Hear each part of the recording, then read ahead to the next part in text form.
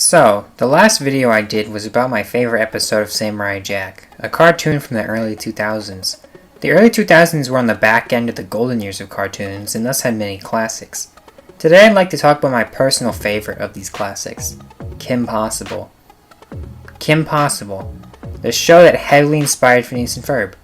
The show about a teenage girl struggling to make her way through high school while also saving the world. A show that has a subreddit with less subscribers than its NSFW counterpart. You guys do know she's a teen, right? FBI, open up! This show is beloved by those who watched it back in 2002 when it first aired, and by those who picked it up sometime in the 19 years since. The main characters, Kim Possible and Ron Stoppable, have great chemistry, as do the evil scientist Dr. Draken and his witty sidekick Shigo. The premise is ingenious, the writing is clever, and the story is a perfect blend of humorous and wholesome. In fact, after the series finale, a made-for-TV movie called Kim Possible, So the Drama, Disney revived the show after a crap ton of fan letters were sent in to them asking for its renewal. Now, in those days, Disney had a rule, right? No show could have more than 65 episodes.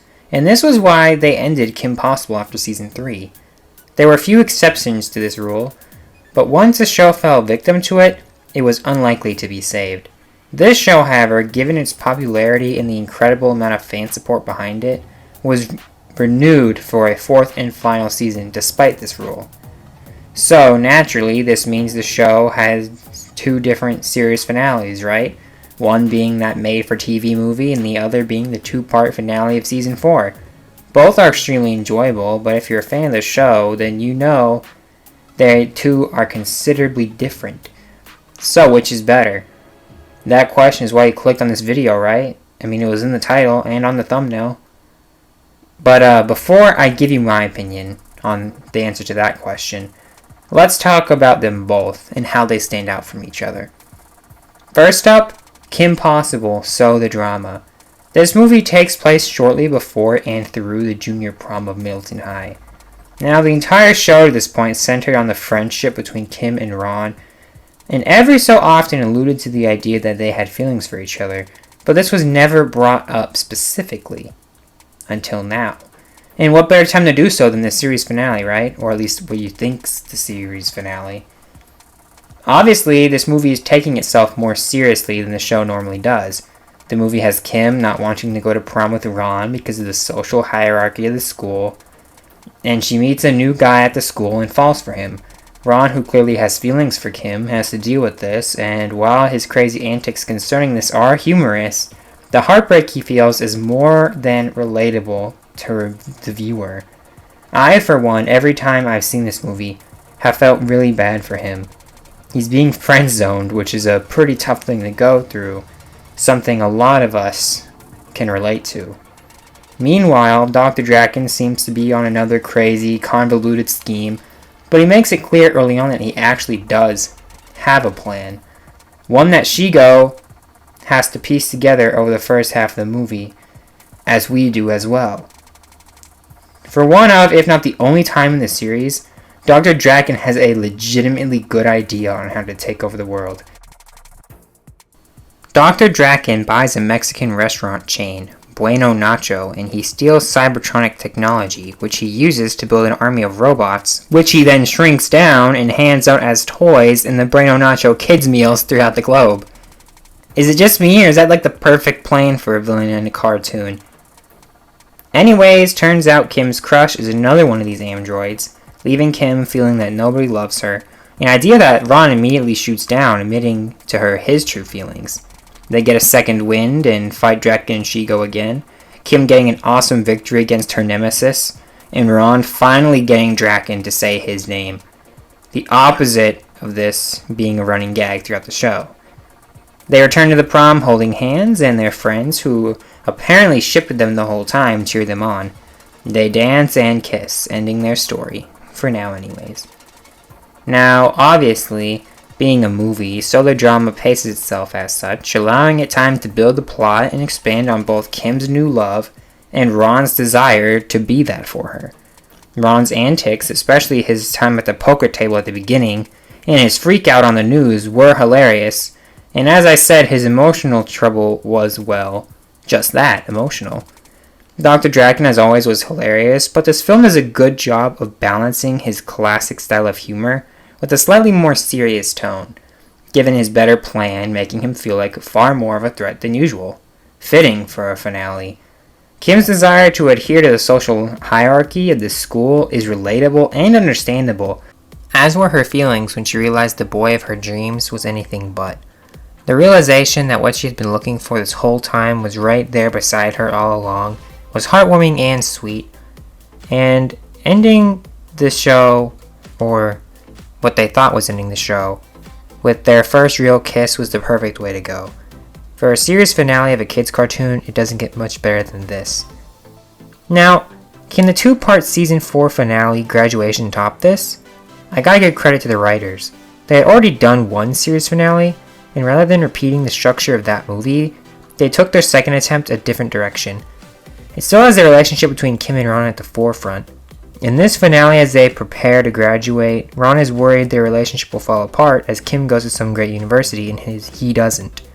Kim too brings up that she's scared of the incoming change to her mom, though her actions based off this are minute compared to Ron's. Outside this plot point though, it doesn't take itself nearly as seriously as the movie does, making for a more comical, humorous ending, better fitting given it's a TV show, not a movie. It brings in a lot of characters from throughout the show's run, giving each ample time to shine, this being especially true to Mr. Barkin. His lines are delivered perfectly by Patrick Warburton. Alright, classic. High five.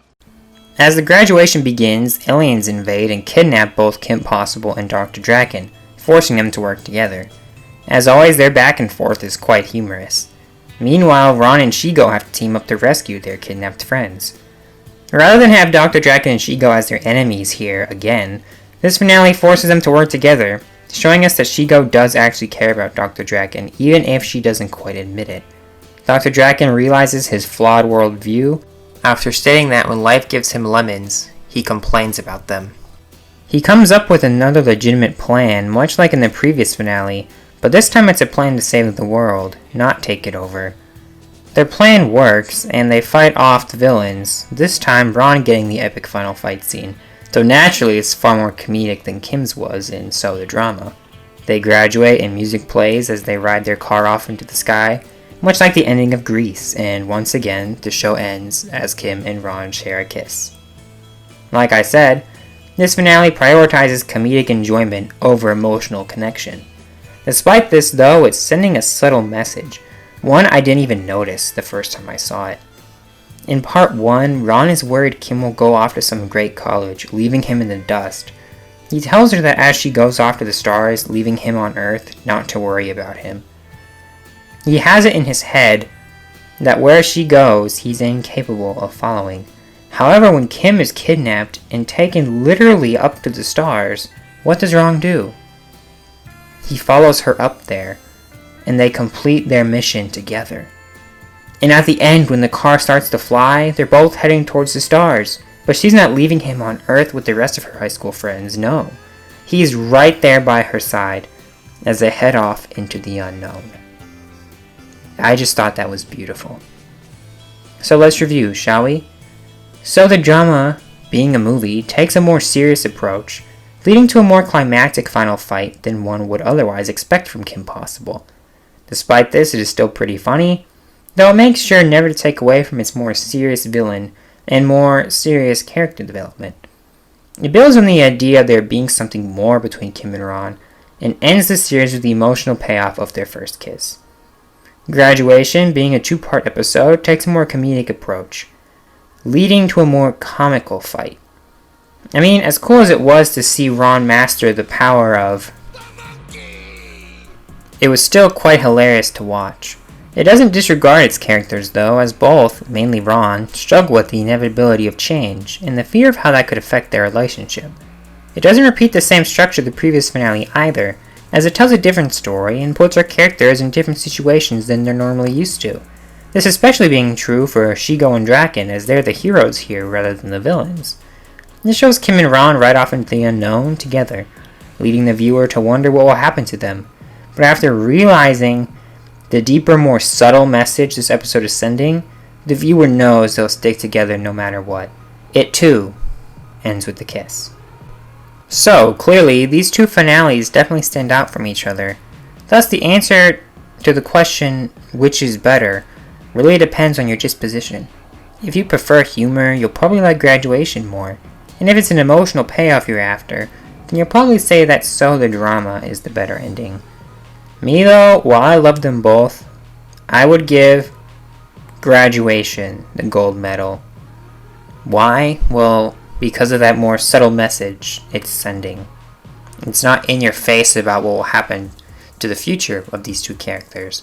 But after you take a minute and realize the actual message it's sending about how Ron will go to Kim wherever she is, you'll know that they'll be together in the future. And that's why I give it the edge. So anyways, that'll do it for this video. If you watch this show, comment which you think is better. And don't forget to like, subscribe, and share the video. Y'all have a good day, and I'll see you next time.